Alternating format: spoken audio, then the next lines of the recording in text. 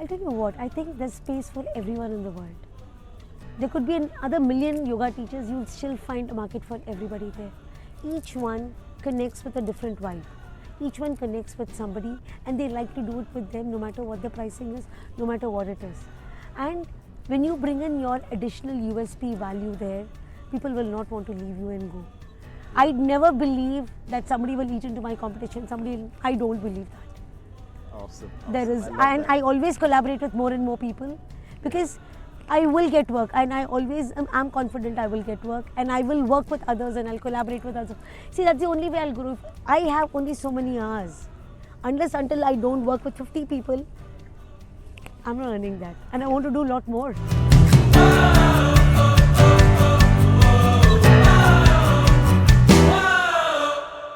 Ladies and gentlemen, boys and girls, welcome to another episode of Be Your Own Boss. Our guest this week is Gomathi Seetharaman, the founder of Arogya Yatra. Gomathi is a Tamilian born and brought up in Pune. Her dad was in the insurance sector, her mom a homemaker, an enterprising homemaker. We'll know more about that in the interview now. And Gomathi had a wonderful childhood. Let's hear from her about how the journey started and how she founded Arogya Yatra and how the entrepreneurial journey started. Gomathi, thank you so much for taking our time and joining us here on the Be Your Own Boss podcast. Welcome to the show. Thank you so much, Sachin. I'm so happy to be here in this podcast. And it's a beautiful, beautiful day, and I'm so happy to join you. Yeah, and this, by the way, is an outdoor location. As you can see, it's a location in Dubai, I can tell you that.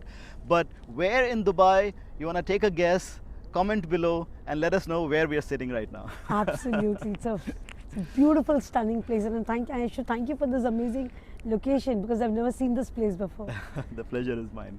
So, tell us about the childhood environment at home. So your dad was in the service sector. Growing up, did you think that you will become a businesswoman one day? Actually, never.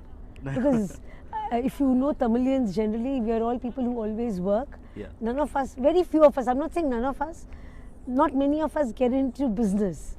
And even I never thought about it for a very, very long time. But to be surprisingly, when I think back, my mom was always, though she was a homemaker, she would do a lot of small things, give tuitions, chit funds at home, to help women, do sari business. She's done all these things from home. Right. And that makes me realize, maybe I've got some genes from her. Yeah, and she was an entrepreneur at home, right? Like yes, she was. Because of her, I did start taking tuitions very early and started earning my pocket money. All from right. From I think grade 11. Yeah. Yeah. So though I wouldn't get the entire money myself, she would say, sorry, you only get a small portion as pocket money, the rest is mine. So, wow. But still I started earning and it felt very good. Yeah. Even those 50 rupees at that time was high value. Was an amount, yeah.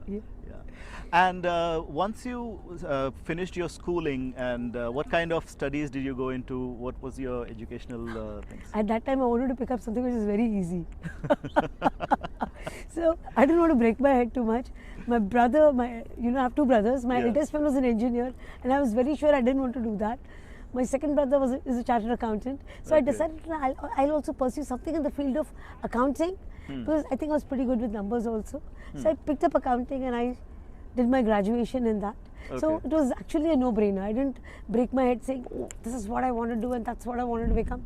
Nothing major ambitions at that point of time. Okay. Yeah. And also accounting was kind of the most common thing, right? Like after 12th, I think we had after 10th, we had to choose between arts, commerce, and back in the day it was just arts, commerce, and science. I mean, I'm also from Maharashtra, so I know that the Maharashtra State Board, this is the way it was. Yes. So you just pick arts, science, and that also, most of it, your marks would decide what you're going to do. Perfect. If you got 80 and above, you're like, okay, you got so much marks, then you go into science. Yes. If you got less, then the lower scorers like me go into arts because we just take arts because I was I agree with you, but just here, I just have a small incident I'll just narrate. Yeah. My daughter, my younger one, when she decided to take arts, okay, and when we went to India, the people said, you're taking arts.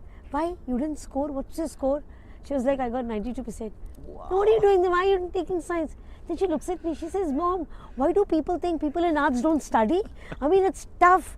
It's so much to remember. It may not be science, but that's not easy.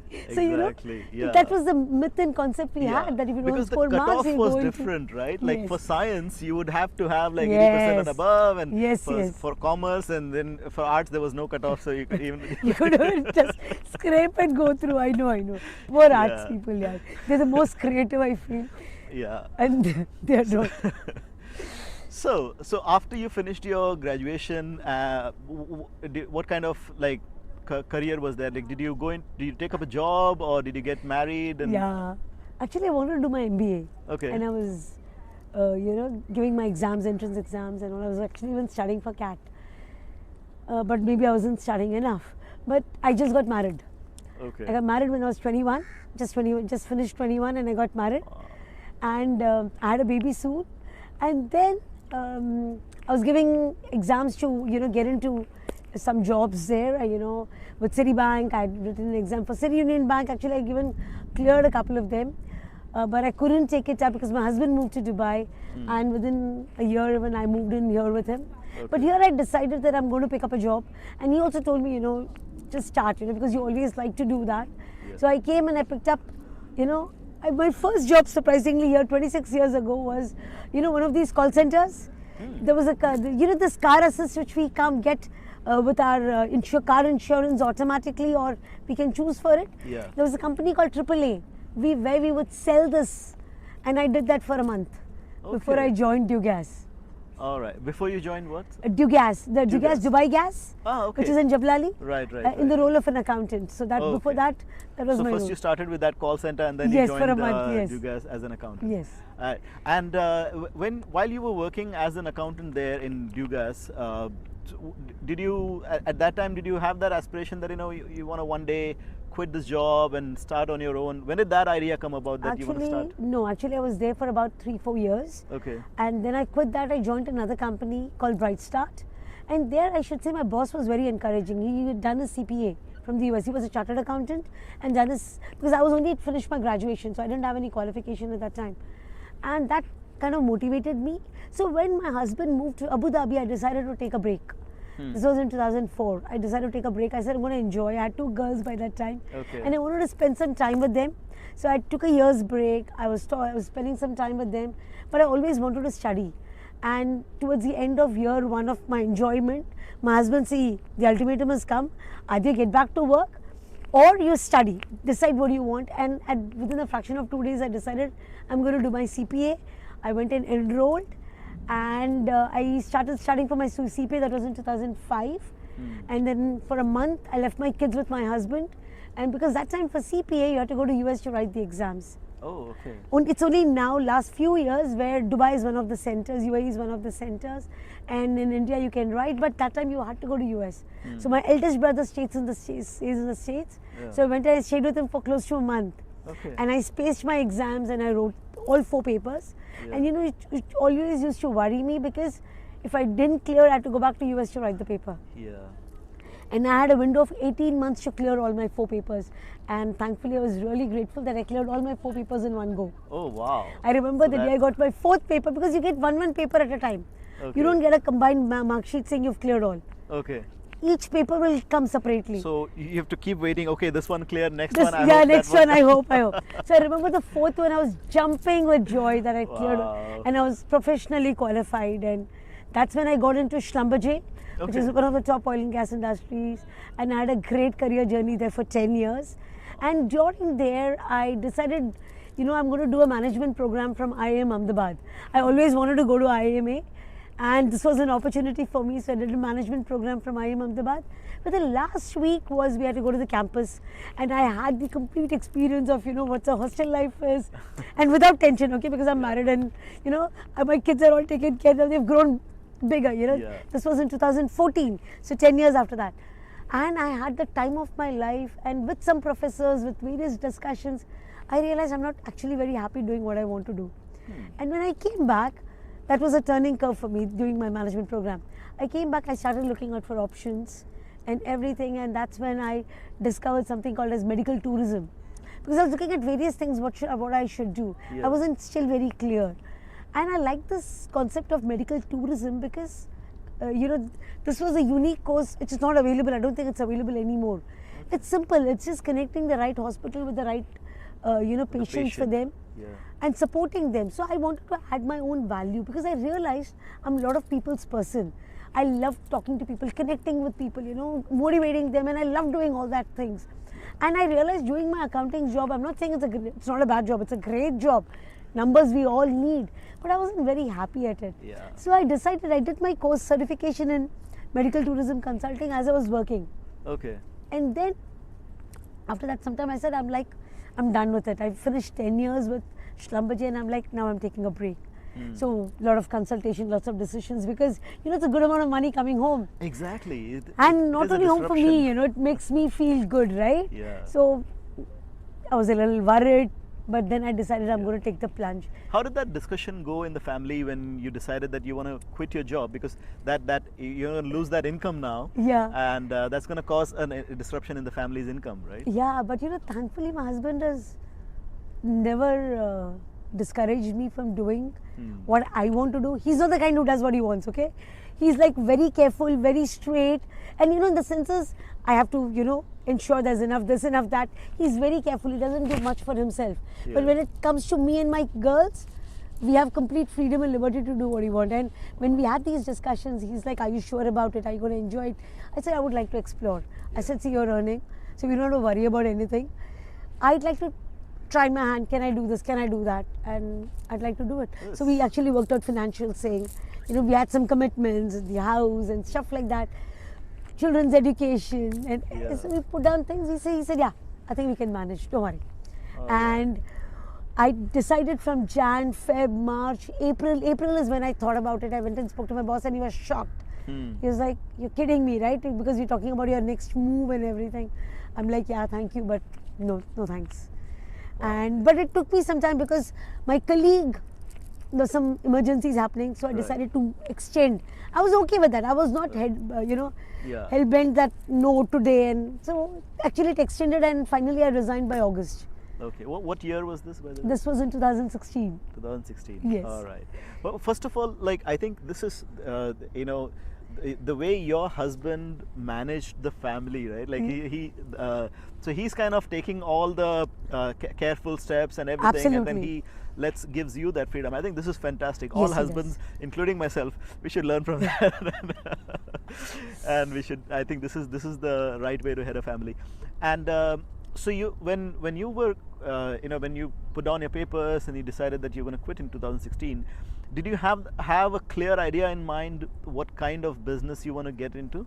So as soon as I quit, I decided for the next 3 months I'm going to just put my feet up and have coffee and tea. I mean, I didn't drink coffee that time, so I wanted to have tea because we would never get an opportunity to do that because my work office was in Jabalali, so I would leave by 5:30 in the morning every day. So I would finish my cooking, packing my children's boxes, everything. Max, sometimes after I started driving by 6, but still I'm out. So the luxury of just sitting and having a cup of tea was like very alien. And I told my husband for 3 months, nothing. I'm going to throw all of you out, close the door, put my feet up, watch every possible rubbish thing on television and read all possible books because I love to read. Read everything I can catch my hands on and sit. He said, okay, 3 months, that's all you get. Because, I'll tell you, and I'm glad he would set such boundaries because it's very easy to get into this complacency stage of just sitting and enjoying and not doing anything. I mean, it's just fun. But to be honest, within end of month 2.5, it was niggling me. You get bored after some time, right? Yeah, how long can you, how much coffee can you have? And how much Netflix can you watch? Seriously, I completely agree. And but 2016, 17 is when we won the World Cup. Yeah. If you remember the first World Cup, Dhoni's team. I remember sitting and watching the entire day of the Mumbai Wankhede Stadium, travel and everything, and I was giving my husband updates. He said, just shut up, I'm working. So, I had that fun, but then, I started getting bored. Okay. And then we got into medical tourism. So I had a partner, and both of us started with medical tourism. We decided we're going to learn about it and do more about it. So I'd done my course and she was supporting me, and we started talking about this. And surprisingly, 2016 was a year for me for my even transformational journey of my health. In the sense is, Dubai, you know, is such a fabulous life you lead that you tend to become very stagnant with your life. You don't do much. So I put on superb amount of weight. And I decided at that day that I want to get rid of it in a healthy way. I tried a lot of things on my own, it didn't work.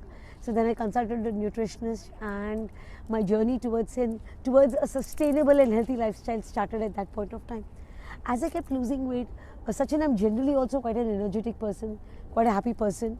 But the kind of energy I got, not because I was losing weight, because the energy that was surging in me because of being fitter was something completely different. And I felt this is fantastic. I was even already talking about medical tourism. I'm like, why not this? And people looking at me saying, you know, tell us, what did you do? What did you do? I'm like, this is great business. So I tied up with my nutritionist and we started the journey. I mean, we had about 40 people enrolled with us within 1.5 months. Oh, sorry, 1.5 years. So this, what was the business model like? Nutrition, or did it also include something like you know, workout and? No, this was pure nutrition. Pure nutrition. Yeah. So every time circumstances added businesses to my portfolio, my own journey started with nutrition. Medical tourism was the only thing I pick and choose, you know, I would say. That was the only thing but there was a masterclass which was done by Tumbe. So I did my medical tourism consulting course from the Gulf Medical University, which is in Ajman. We would go there for our classes. Sometimes it would be done in the Tumbe's hospital, which was in Gises. So we learnt, and there was a great faculty. We really did well and we learnt well there. And it was an interesting journey, but this nutrition was very interesting. So it added on to me, and we were very happy. You know, we were getting people because they were looking at us, and I didn't have to even sell much. They would say, "Oh, you're looking great. What happened? What did I?" I'm like, "Yeah, talk," and I would get my commission, and it was great. But you know, the fact that people started after the journey, they started putting on weight again. I realized, and I wasn't. I realized there was something which I was doing which I need to pass on to people, which is called maintenance. So what happens is people lose weight, they are completely conscious about it. And once they finish losing weight, be it 3 or 6 months, they lose track. They get back into their old lifestyle. And then within a year, you're back to square one. So that's when I realized, like, we have maintenance for our car, for our body, even for this place, right? Everything has to be maintained after you build it. We need to spend time, energy and money to maintain ourselves. So my programs on maintenance started after that. So everything was a journey like that. It's an ongoing thing. Yes, maintenance has to be ongoing. Because you know, they say biologically your body thinks you're starving for the next 3 to 5 years. So it tries to pull you back to your old weight. So you have to keep fighting against it consistently. And sometimes your own motivation isn't enough. You need that external pressure, you know, somebody following up with you, somebody asking you, somebody telling you do this and do that, so that you consistently achieve your goals. And also, like when you spoke about, like, you know, people losing weight for 2 to 3 months or 6 months, and after that they go back, is it because that those 2, 3 months, 6 months, they go through things which are not sustainable? No. So what happens is when you lose weight, automatically you have to do things which is a little extra, right? I mean, when you're working out for a training, I mean, for, let's say you're running a marathon, you will be doing something extra for the marathon, and once the marathon is over, you will not stop. You will continue with your regular regimen of running and taking care, but you wouldn't be doing that extra bit. So like when you finish your journey with us for 6 months, because what happens is during the journey, I'm asking you consistently, what's happening? What are you doing? What's your workout? Tell me your weight. What did you eat yesterday? But what happens after 6 months? You're conscious for 3, 4 months, but then it stops because there's nobody to push you, there's nobody to ask you, right? So that's why we came up with these maintenance plans, because even in your everyday life, you need to bring that consciousness and awareness intact. Let's assume you have, right now Diwali is going on, we just finished with Navratri. So consistently people are having parties, right? What happens is after 2 months of parties, you just get into this eating mode again. But if you are with us consistently, we are saying, okay, you had this yesterday, why didn't you have this for your lunch? Or why didn't you do this for dinner? We don't discourage you from not having parties, because that's life. It has to be sustainable. We have celebrations every time, we have functions, we have events. How do you learn to manage with that is what we teach you. We teach you how can you within your span of years where you travel, where you go around for holidays, vacations, work, business, you don't get food, what do you do there? You need to learn how to work with all these aspects so that your journey can be consistent and be sustainable. You see, that's a sustainable solution, and this is I love this because a lot of the lose weight quick kind of programs are they put you into a mode where you do a lot, you lose weight, and then it's not sustainable. Yes. But Yes. this is sustainable because you live your normal life and then learn to balance it. Like you teach people to balance the Absolutely, life, right? that's the key, right? Even in the 3 months or 6 months you're with us, if you have an event, we don't tell you don't go and eat. Yeah. We don't tell you, we tell you, tell us what is there. Obviously, we don't tell you have all the fried stuff. You have to bring in a bit of, but we want you to even enjoy, because that will be there, that will be a part of our life. And we need to live with it, and we need to understand ourselves. Yeah. And slowly what we teach you is also to understand your own body. Understand when we need to stop eating, because sometimes after a point of time, you're not eating for hunger, we're eating for the greed. Okay? When we've had, let's say, 2 pieces of jalebi, we're nice. But or thoda rabdi and jalebi. Though I don't like that combination, there are plenty who do. Yeah. I'm more of a moong dal halwa fan. Oh, moong dal. Oh, I love it. So I don't stop eating. So people Yeah. ask me, you talk about health and nutrition. I love my vada paos. Yeah, we are from Bombay, Pune. How can we not eat vada paos? But the thing is, when do you eat it? How do you eat it? And after you eat it, what do you do to take care of yourself? That's the key. Yeah. And we'll come to also some health tips and everything, but I want to look at your business from a financial aspect as well. For people who are like looking to start a business in the healthcare industry, right? In this one. So when you started, let's talk about the investment part. Like, did it require a lot of capital investment? How did that go between you and your partner when you started Arogya Yatra? So no, we didn't start Arogya Yatra that time. It was Oh. Meditrip Advisors, and we were into medical tourism as well as nutrition. They were the only 2 things. But that time we had also picked up a nursery, a children's nursery. So because my partner was extremely passionate about having a children's nursery. So we did that, and actually we started with just about 5 kids, and within 2 years we went up to 50 kids. And it was fantastic. It was a great journey. We put in a lot of effort. 7 days a week. We were working like crazy. We had actually broken even when COVID hit us really badly.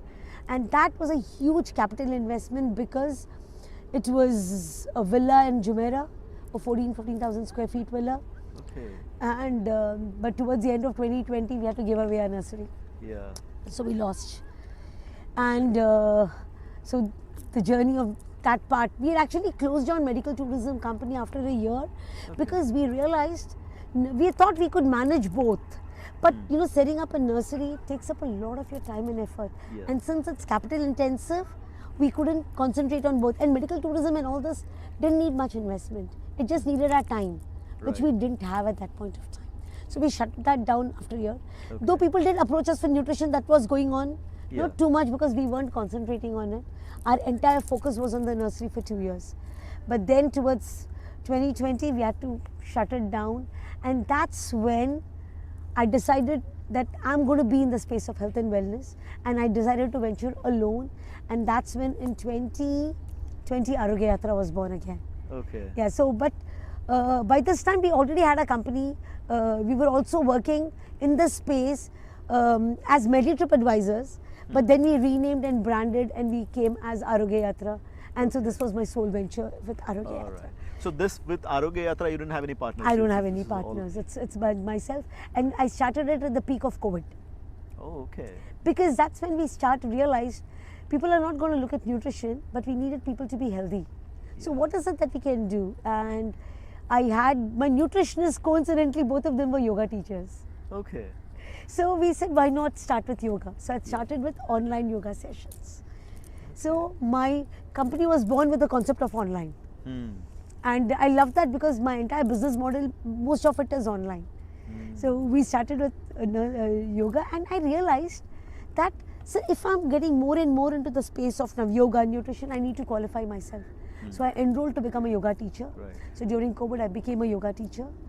Then I started on with courses for advanced pranayams, which is breathing techniques, because I love the concept of breathing. Because as I learnt about yoga and the power of breathing, believe me, I was so happy. I said, this is so fantastic. How come I've done yoga from childhood, but never concentrated so much on pranayams? Tell me, what is the first thing that hits you when I say the word yoga? What comes into your mind? Workout. Asanas, right. Yeah. But do you know, as per Yoga Sutras, which we learn, there are about 195, 196 sutras, only 3 talk about actual physical asanas. Okay. The remaining talk about the mind, the breath, everything about that. That's what yoga is about. But people always assume asanas or stretches as yoga. Yeah. It's just one minuscule part of it. Yeah. It talks about your Because mind, your energy. The moment we say the word yoga, what you picturize is a girl stretching, doing a Vajrasana or something. Exactly. That's the because that's how, I mean, I won't say it's being portrayed, because people assume that yoga is only that. Even I, for a very long time, assumed it was majorly asanas. Yeah. And that's when we realized the breath work, the meditation. I mean, obviously there's a lot to it, but your mind is the key. Yeah. How you work with your mind is the key. That's what yoga is about. So and breath plays an important role in very, very managing important the mind. place. Like, let's assume we were coming here. What did we do? What did you see me do first thing? Yeah. This beautiful place, right? The serenity hits you. Imagine sitting here and just breathing. Yeah. How's your breath at that point of time? Deep. Deep, beautiful. Let's assume instead of me, you had Sheikh Mohammed sitting here. How would your breath be? You're interviewing him. Yeah. Imagine you have the privilege of interviewing, which I'm sure you will. Tell me, how was your breath at that time? How are you feeling just before the interview? I would be a bit nervous, to be honest. Nervous. So how would your breath be? I think shallow. Shallow and short. So what happens in any situation, whenever you're doing an interview, whenever you're, let's assume, getting up on stage, exams, our breath gets shallow. So what they tell us, take a deep breath. Why? Because when your breath is shallow, enough oxygen is not going up to your brains. So it's not working at its best. And when you're angry, when you're panicked, why do we say, take a deep breath? With a rush of oxygen up there, you will automatically calm down. Yeah. And what happens when there is enough oxygen in your brain? Your cognitive skills are better. You can think better. You can ask better. It doesn't mean, so you're, for example, a person like me who's completely hyper every time. My tone gets more even. That's fantastic. Yeah. Can you see that? And I don't even have to pretend. Yeah. Otherwise I'm always exuberant, and sometimes I feel people don't need that every time. Depends on, depends on each one's personality. Exactly. And, how, and the so situation. for me, it's fantastic. So just before doing, it's great. Breath is beautiful. I mean, the amount of advantages, I can just go on and on and on. Yeah. But I only advise people, just take a deep breath. Yeah. Full deep breath. Exhale, inhale, and you'll be good to go. Awesome. So with the with Arogya Yatra, there is the nutrition part. There's a little bit of yoga part, breathing, which you take care of. But so you hired nutritionists to work with you for this one. Okay. I had nutritionists, I had yoga teachers, Right. and as I kept doing my yoga journey, I got into something which is very close to me, is yoga for cancer rehab. Okay. For rehab with the therapy, and there was exclusive courses which was designed by the Yoga Institute in Mumbai, and they work closely with a lot of hospitals, and that's one of my biggest dreams. I want to take yoga rehab for cancer and for other major illness, because yoga can be very supportive. Doesn't claim to cure, but there can be a lot done with yoga, with breath work, with mindfulness. When your mind is not agitated, when your mind is a lot calm, you can do a lot of things. Yeah. You can achieve a lot of things, even in terms of health. It can be, because it brings you in that positive state of mind. Yeah. You have to have that attitude, the right attitude. My mom was a survivor, so she passed away in 2020, but she had breast cancer. She was fine, and then she was diagnosed with multiple cancer, and I lost her. So I always feel, had I known about these courses, had I known about, there was a lot I could help her with, and I don't know. you know. But so my aim is, can I help anybody more? Can I help more people with this? So that's what. So yoga had a lot of beauty things with it. So that's when I got into diploma for yoga psychology. So I'm currently completing my last level in yoga psychology, because I realized it starts with yourself. It's called Swadhyay. You become good because you can't do anything to others if you're not good. Like even in the aircraft, right? Yeah. They say when the oxygen masks come down, put it on to you first before you help others. Because if you faint, both of them are in problem. But if you are good, you are great, you can help a lot others, right? Absolutely. So I'm doing my yoga psychology, I'm just finishing it, and that's getting me more and more perspective into yoga. So I like that. Awesome. So we spoke about the aspect of investment and everything, and then at what point did you think that, like, once you registered Arogya Yatra as a company, right? At what point did you think that, okay, now this is the time I can hire the nutritionists on the payroll and start paying? Because this is something that a lot of new budding entrepreneurs struggle with, not knowing when to hire. Okay, so to be honest, I've still not hired. Okay. But I have people who are working with me for the past 6 years, and they work with me extremely well. Okay, so you don't need to. You need to have a sense of trust, complete transparency with with the people who freelance with you, right. And they are. If you are true to them, they are true to you. And the best example is people who are with me right now. I have a lot of yoga teachers with me who work with me here in Dubai, here in India, and I've always been honest with them as to what I charge and what I'll be paying them. Yeah. And sometimes I used to take a smaller portion and give them a much bigger portion, because I think they do a lot more work. So it depends on that. So I connect with a lot of them, I work with them. Now I'm hiring, and now I have. Okay. But initially for the first few years I didn't. Okay. I didn't. It was more on collaborations. And now that you're hiring, what's that process like? I mean, what made you think that this is the time to hire, and what are you hiring? So a couple of things was what has been my consistent source of income over the past. I take a 2-year statistics. Right. So I see what has been my income coming in, how steady has it been, from which sources am I getting, because I have a lot of streams. I'm doing personal yoga, so one-to-one yoga training we do it online, we do it in person, we do nutrition combined as groups, we also do individual nutrition, we do family nutrition. So when I divide it like that, we do group online classes, I see where is it coming from and how much it is coming from. And then I hired the people who are working with me now, and who are a combination of both. Okay. And I do have yoga because I started getting yoga for corporates. So during COVID, I approached a lot of corporates for yoga. So I have a USP program, which I love my program, because when I used to work in MNCs, which Lambaje, we had the company telling us, let's bring in health and wellness, because our company was very mindful of health, which many MNCs are. And we said we'll bring in a yoga teacher for 1 hour, because that's the concept, right? You think yoga sessions are for 1 hour, everything workout is for an hour. So we'll bring in a yoga teacher. So I was one of the people who would coordinate, and we had very, very poor attendance, because I'll tell you what, people had to finish their work and go home. And even if the company said you could do it at our time, nobody wants to spend an hour. I mean, if I have my month ends and closings, I'm not going to come for yoga for an hour. So, but I realized you need why I said you need yoga is because yoga is a combination of stretches, breathing, mindfulness and asanas. Because when you say gym or anything, it's only workout. But you need everything. And that's when I came up with a program called 15-minute Arogya. So you do it only for 15 minutes. You would do it online or in person, but majorly online, because everybody's working on their laptops. You are anyway on your laptop, you do it for just 15 minutes and you get out. But you feel better, you feel a lot more rejuvenated. But you don't waste time, you don't have to change your clothes. You don't have to go anywhere.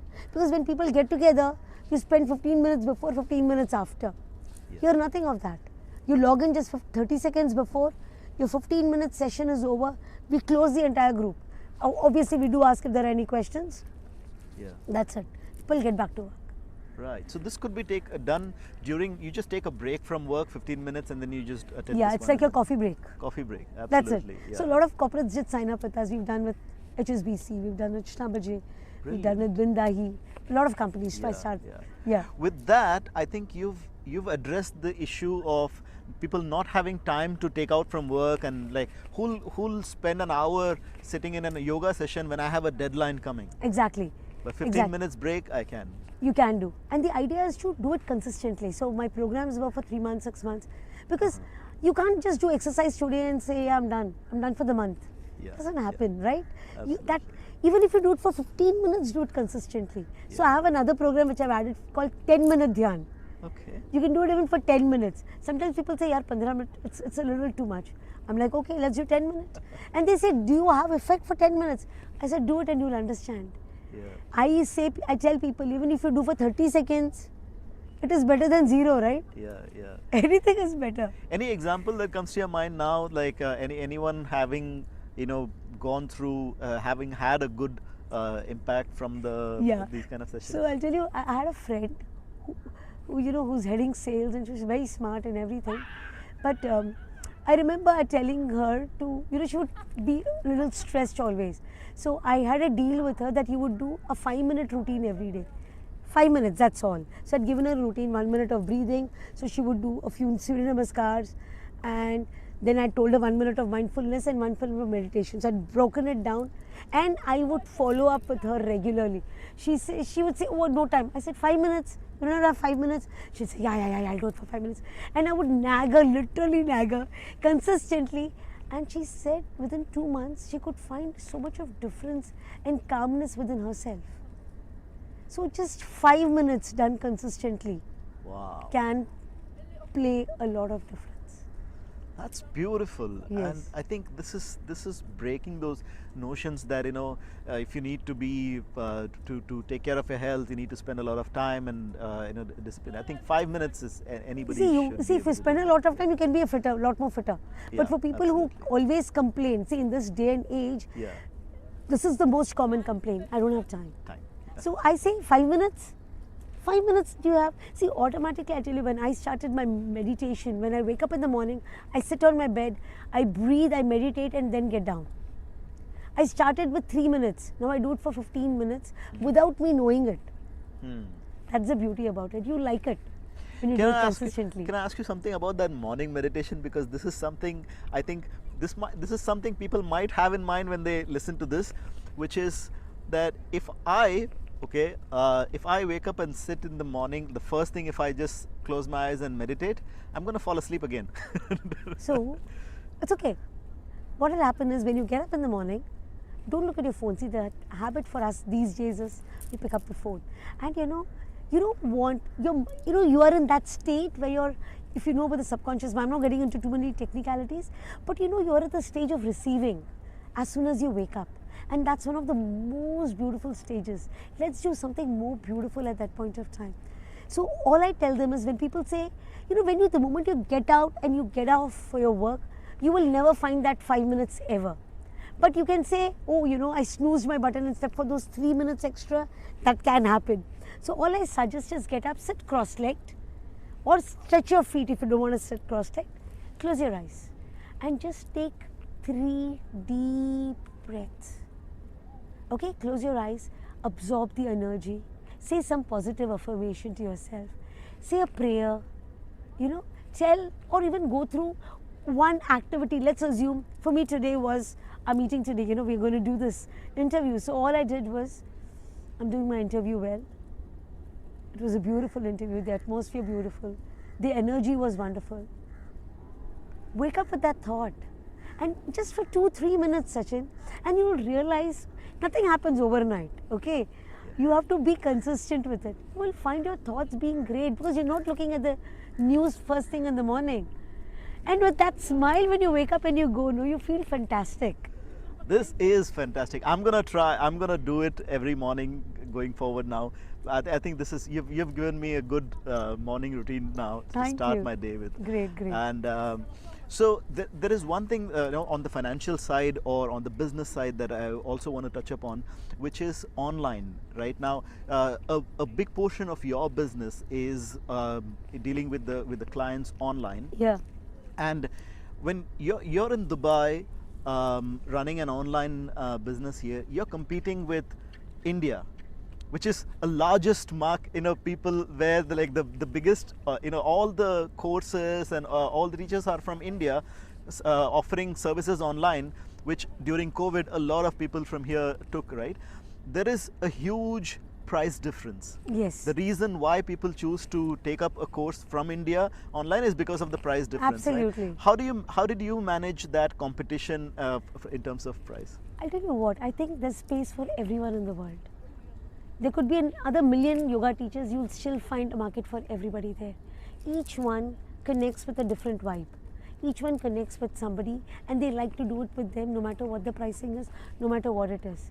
And when you bring in your additional USP value there, people will not want to leave you and go. I have people here, I take very few personal yoga sessions. Okay, so my forte is more corporates. I do laughter yoga, like you know, I'm a laughter yoga teacher.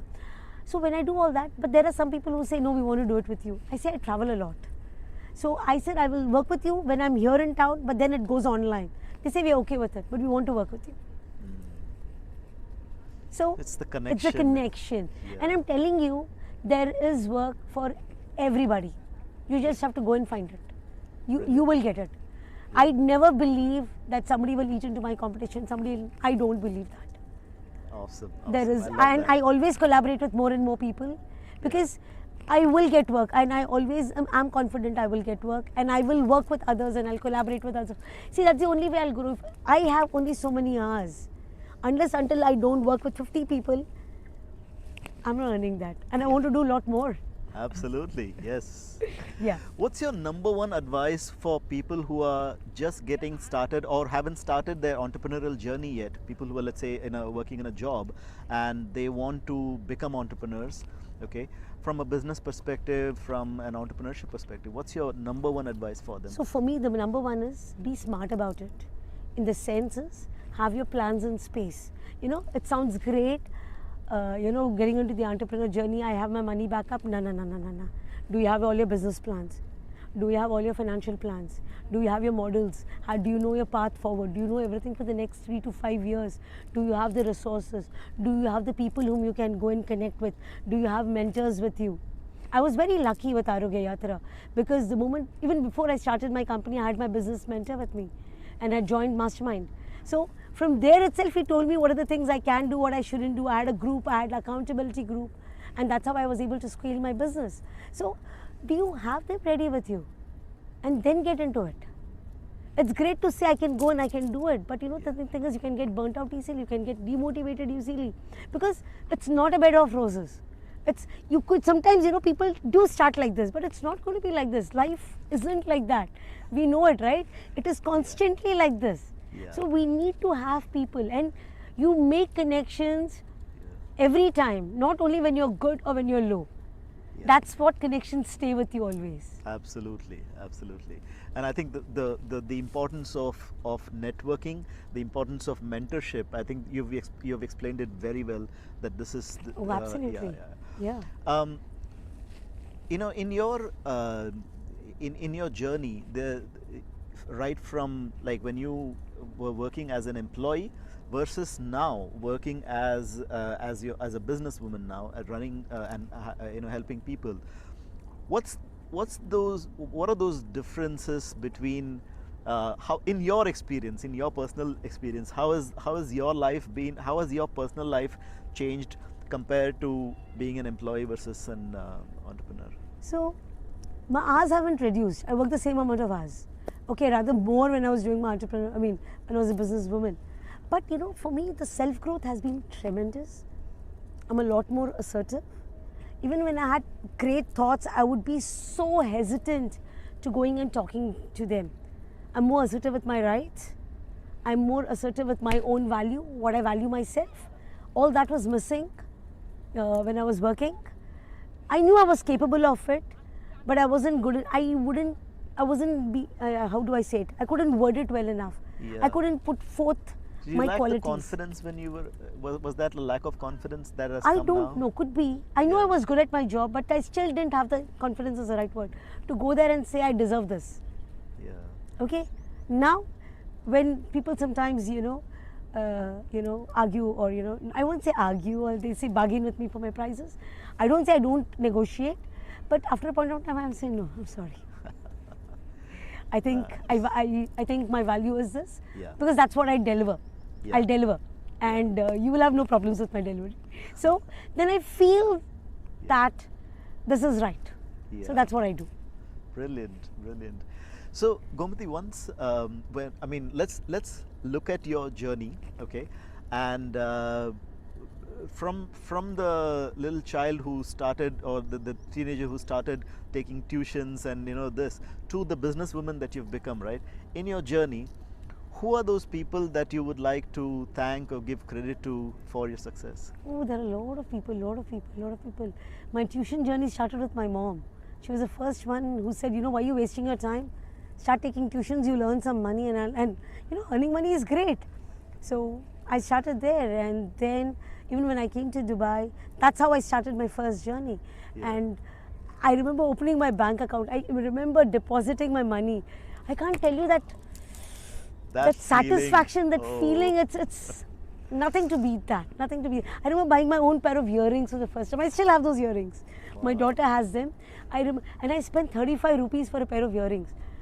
And to me, that was a very big sum. 35 rupees is a big amount of money, because we would get earrings for 50 paise in 1 rupee. 35 rupees because it was a classy pair of earrings and I wanted it as my memory and achievement. So to that, to when I came to Dubai, my husband motivating me, getting a job. And I picked up the first job I got, because I said, let me just start. Let me not wait to say I'll get the perfect job and do it. Because I feel you will learn everywhere. And then moving to Bright Start, then to Dugas, my boss in Bright Start who motivated me. Then my sister-in-law who pushed me to say, when I was contemplating between studying for either for my CPE or CMA, she said, no, CPE is good because, the qualification is better, and motivating me there. My brothers, pushing me through my journey. My elder daughter, when I was studying, she would say, Mom, don't worry, I'll make your tea for you. Wow. And, I'll take care of my younger one, and she would help her do her studies. There have been people, my friends, who motivated me, who would say, we will take care of your kids, you study, because the kids have to go down to play also, right? They would say, we'll do it. So everybody's contribution has been in various ways in my journey, and I would not have time to do so many things. So I'm a Balvar teacher, right? For 15 years, I love to teach children about, our epics, the Ramayana, Mahabharata and everything, and teach children values. And I had a very good friend who was there, and we would do together. Believe me, I would only come for this class. The entire preparation, everything she would do. Because she would say, Gomathi, you're working and you're doing this. I'll take care of all that. That's great, because as a teacher, I'm supposed to do a lot of other things also. But she would ease up that journey for me and say, you do this, you just come for the sessions, or you just come for the activities. So there have been a lot of people who've supported me consistently through my journey, all the while. Wow. So from being here to motivate me to study. And then when I got into the habit of studying, I couldn't stop. I was always studying. So when I did my yoga course, I did a course on nutrition, I did advanced pranayams, I did cancer rehab, and then I discovered laughter. So I became a laughter leader. I did my course in laughter. My psychology course is going on. And then obviously I started working with NGOs. So everything has been with people motivating me, people saying yes. Though my business mentor said, enough of studying, start earning. Constantly put it into practice. Yeah. And my accountable partner at Mastermind. Oh, they've been great support. Wow. Great support. Yeah, and thanks to all those people that that you are what you Nobody are. can do anything by themselves. You have to be honest. Absolutely. And one thing I wanted to touch upon before we move away from before we conclude, you spoke about Bal Vihar. Okay, for those who don't know about Bal Vihar, do you want to just explain in just brief what it is and how people can enroll their children for that? Yeah, see, Bal Vihar is an organization which conducts classes everywhere, all over, it's there all over the world.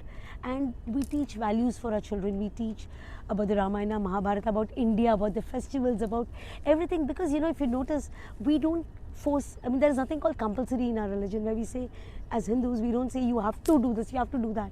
But it's nice to inculcate these practices. It's nice to know about why we celebrate Diwali. It's nice to know about what do we do in Navratri, whom do we pray to, and why do we pray to them, what is the significance behind it, and how do we learn it.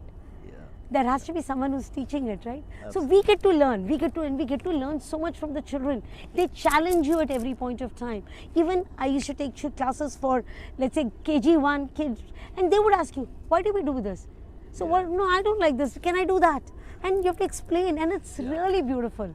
So yeah, I enjoy it, and that's what, you can just get in touch. There are plenty of Balvar classes everywhere happening online, in person, and you can do that. So to all the parents, do Google Balvihar and find out. It's amazing, and I think it's this is the reason why I wanted to touch upon it. So do Google and enroll your children for it if you're interested. Yeah. So one final question as we wrap up here. How was your experience being on the Be Your Own Boss podcast? Oh, actually, it opened up. It was very surprising because you went right from my childhood to my parents. I mean, I even forgot that my first started with tuitions. I completely forgot, and I've never spoken about that in any other place. And I remember it here. So I think the ease at which the questions go and the flow of it was very, very comfortable. So it was fantastic being here, and I'm so happy to be here.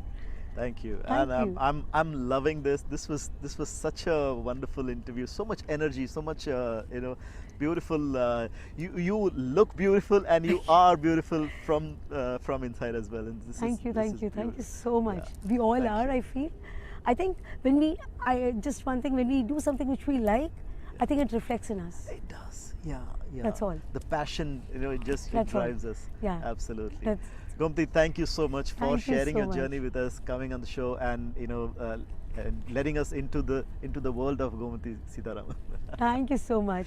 I just like to end saying thank Yes. you. And my favorite motto or quote is telling everyone, eat right, breathe well, stay fit, and laugh deep. Thank Awesome. you. And namaste, and thank you so Namaste. much.